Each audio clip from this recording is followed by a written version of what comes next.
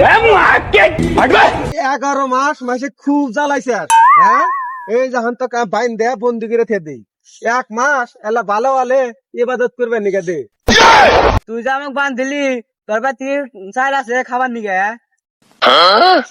চাল ডাল নুন মরি সব আছে 1 মাস আরামসে ভালো ভালো খায়া ইবাদত বন্দিগি করা হামু তুই এই বন্দি হয়ে থাক 1 মাস বাজে রি